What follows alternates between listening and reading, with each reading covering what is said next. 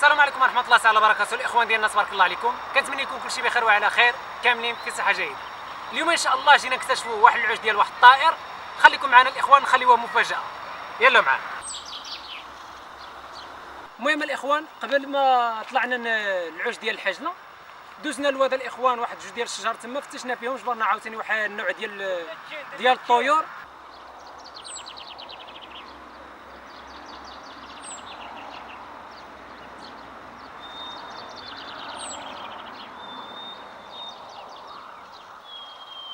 زبير حرك ديك العش.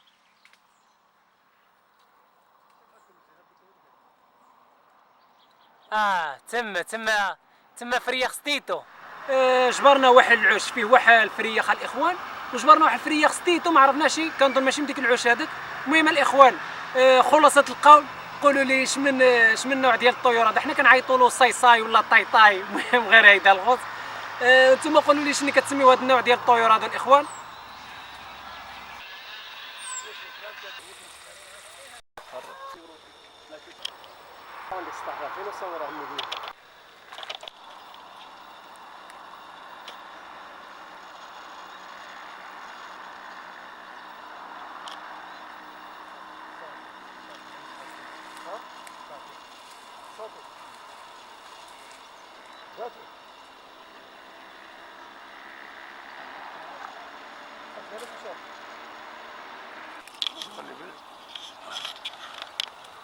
اقشر الاخوان ديال هادو كانوا بارح، دابا هذه بالكلاب تشبر.